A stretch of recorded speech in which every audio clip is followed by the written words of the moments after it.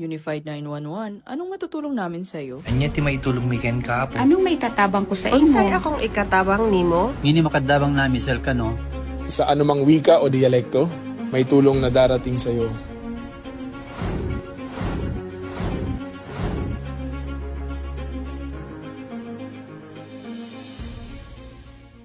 Lilingkod sa bawat Pilipino at magbibigay ng tamang impormasyon para sa tahimik at maayos na Pilipinas. Police News Network, alagad ng batas, tagapagtaguyod ng balitang pulis, sandigan ng mamamayan, patnubay ng katotohanan.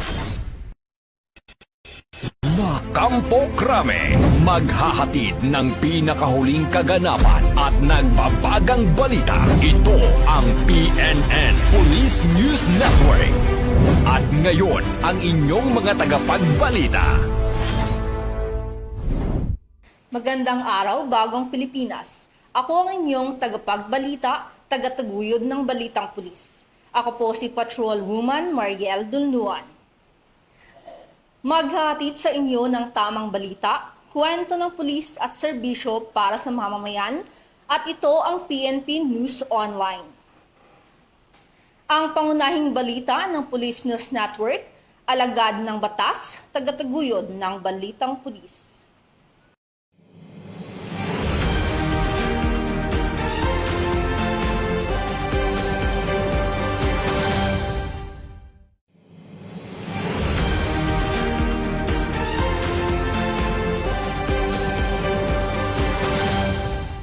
Narito ang mga balitang hatid ng ating PNN correspondents mula sa iba't ibang panig ng bansa.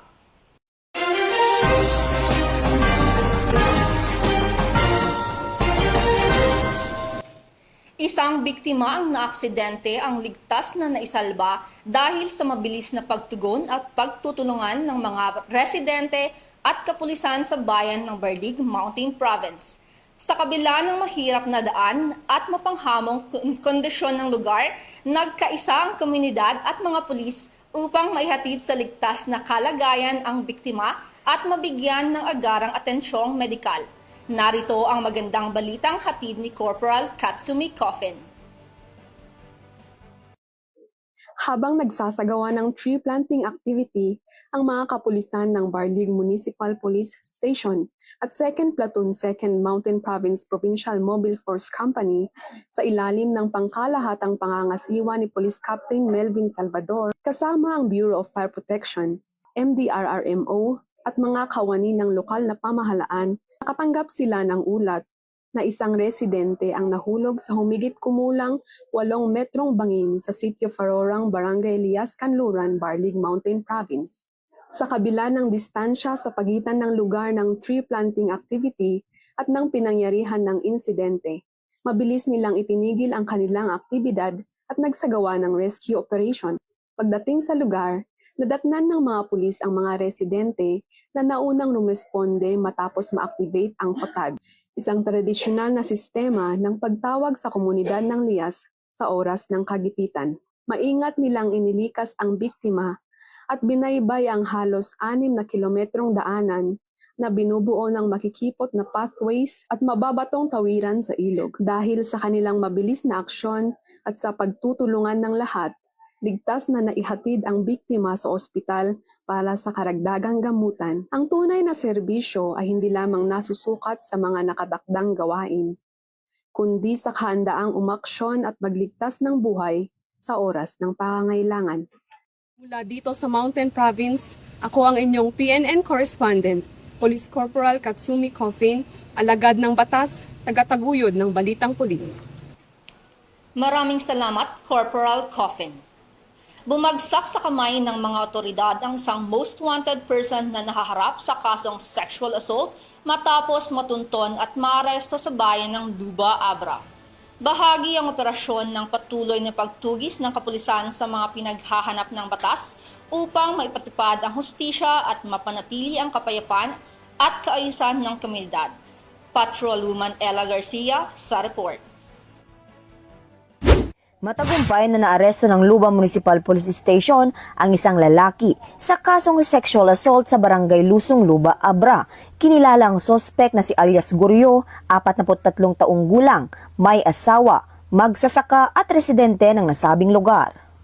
Ang nasabing sospek ay naaresto sa bisa ng warrant of arrest na inisyu ni Honorable Cristina Vergara Astudillo ng Regional Trial Court Branch 58 Bukay, Abra para sa kasong sexual assault kaugnay sa Republic Act 7610 na may nirekomendang piyansang nagkakahalaga umano ng 60,000 piso. Ang operasyon ay sinagawa ng pinagsanib na pwersa ng mga operatiba na pinangunahan ng Luba Municipal Police Station at 2nd Abra Provincial Mobile Force Company. Kasalukuyang nasa kustodiya ang sospek sa Luba Municipal Police Station para sa kaukulang dokumentasyon at tamang disposisyon. Patuloy ang Abra PPO sa kanilang dedikasyon na sugpuin ang krimen at tiyakin ang pananagutan ng mga lumalabag sa batas, lalo na sa mga kasong may kinalaman sa pang-aabuso at karahasan para sa isang ligtas at mapayapang bagong Pilipinas. Mula dito sa Abra Police Provincial Office, ako po ang New Police News Network Correspondent, Patrolwoman Maria Ella Garcia, alagad ng batas, tagataguyod ng balitang pulis. Bagong PNP para sa bagong Pilipinas. Serbisyong mabilis, tapat at nararamdaman. Maraming salamat, Patrolwoman Garcia. Tinatayang aabot sa mahigit 640,000 pesos halaga ng pinaghihinalaang smuggled cigarettes ang nakumpiska sa magkahiwalay na operasyon sa Lanao del Norte at Iligan City. Kasabay nito, 3 suspect ang naaresto sa isinagawang operasyon. Tinutukan yan ni Patrolwoman Jane Rose Bohol. Kumpiskado ng Police Regional Office 10 ang mahigit 640,000 pesos na halaga ng mga pinaghihinalaang smuggled cigarettes at naaresto ang 3 individual sa 2 maghiwalay na checkpoint operations sa Lanao del Norte at Iligan City noong Agosto 3, 2026. Sa unang operasyon, bandang alas 9:10 ng umaga sa Barangay Samburon, Linamon, Lanao del Norte.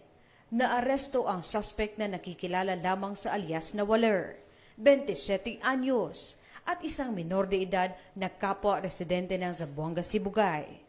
Na-recover mula sa kanilang sasakyan ang 500 reams na Green Hill menthol cigarettes na nagkakahalaga ng 400,000 pesos. Samantala, bandang alas 10:50 ng umaga, sa Barangay Maria Cristina, Iligan City, naaresto naman ang suspect na nakilala sa alias na Rene, 44 anyos, residente ng Lanao del Sur. Na-recover mula sa kanyang sasakyan ang 300 reams ng modern cigarettes na nagkakahalaga ng 240,000 pesos. Kabilang ilang kontrabandong nakatago sa isang modified compartment. Nabigo ang mga suspect na magpakita ng kaukulang dokumento para sa legal na transportasyon at pagmamay-ari ng mga nasabing sigarilyo. Kasalukuyang nasa kustodiya na ng kani-kanilang police stations ang mga naaresto, habang nakatatdang i-turnover sa Bureau of Customs ang mga nakumpiskang kontrabando at sasakyan. Maaari silang maharap sa kasong paglabag sa Republic Act No. 10863 o Customs Modernization and Tariff Act. Mula dito sa inyong higalang pulis, Regional Office 10 Public Information Office. Ako ang inyong PNN Correspondent, Patrolwoman Jane Rose Bohol, alagad ng batas, tagataguyod ng balitang pulis. Maraming salamat, Patrolwoman Bohol. Isang hakbang tungo sa paghubog ng disiplina, pamumuno at pananagutan sa mga kabataan ang inulunsad na Batang Pulis ng Paaralan Pilot Program ng Misamis Occidental Provincial Police Office sa Misamis Occidental National High School. Layunin ng programa na palakasin ang ugnayan ng pulisya at mga paaralan habang ipinapaalam sa mga mag-aaral ang kahalagahan ng disiplina, paggalang sa batas at pagiging responsableng mamamayan. Corporal Rafi Cubero, magbabalita. The program gives you the chance to prove that young people are not just beneficiaries of safety. You are powerful builders of it. Be brave to speak up against wrong. Be wise to use social media responsibly. Be ready to help in times of need.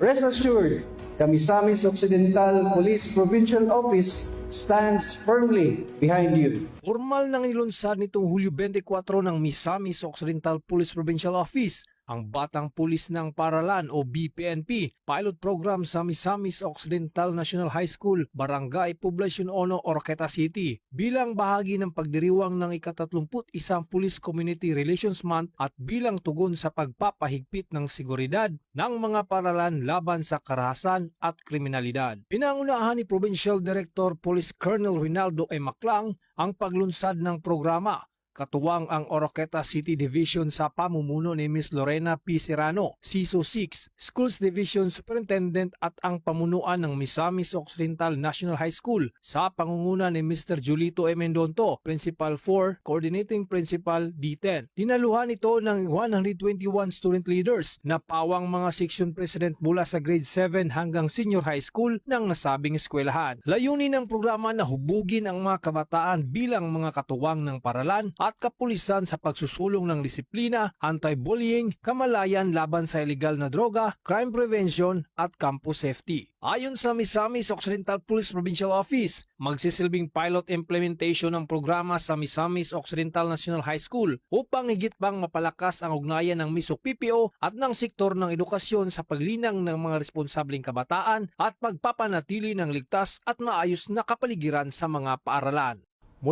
Mula dito sa PRO 10 Misamis Occidental Police Provincial Office, ako ang inyong Police News Network Correspondent, Police Corporal Rapi P. Cubero, alagad ng batas, tagataguyod ng Balitang Pulis.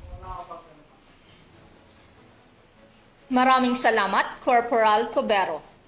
Arestado ang top 6 most wanted person ang napasakamay ng mga otoridad matapos maaresto sa Ligaw City, Albay. Ang suspect nahaharap sa 2 counts ng kasong statutory rape. Ibabalita yan ni Patrolman Corby Flores. Matagumpay na naaresto ng pinagsanib na puwersa ng Albay Police Provincial Office at iba pang law enforcement units ang top 6 regional most wanted person na kinilala sa alias Narong sa isinagawang manhunt operation sa Ligaw City, Albay.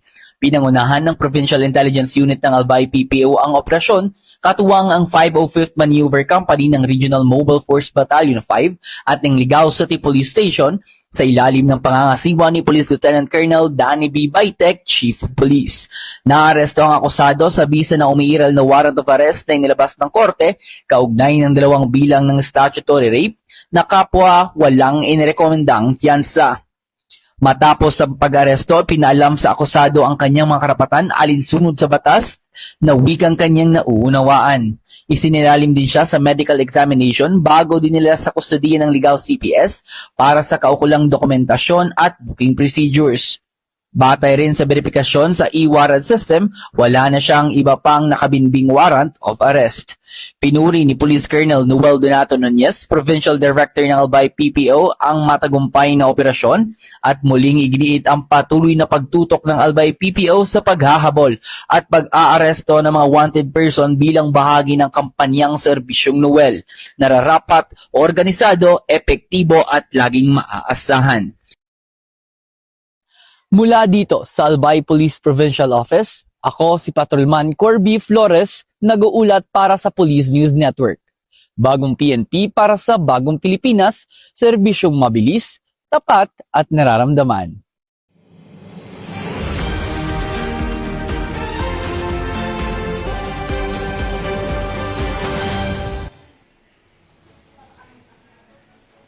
At yan ang mga balitang nakalap ng ating PNN correspondents mula Luzon, Visayas at Mindanao.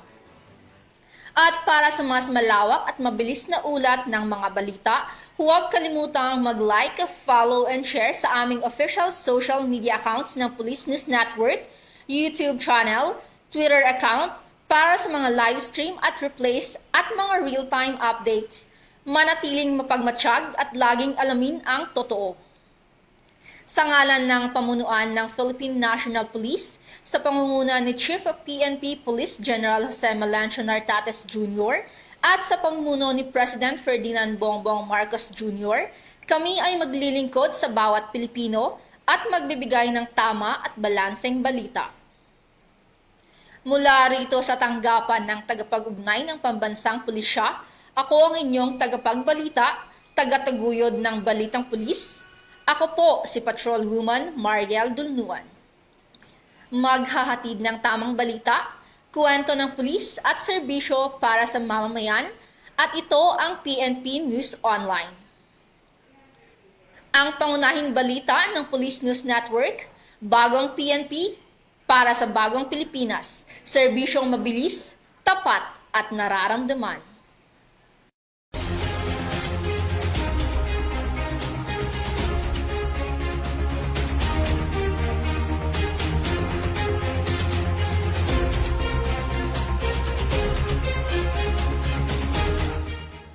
Police News Network, alagad ng batas, tagapagtaguyod ng balitang pulis.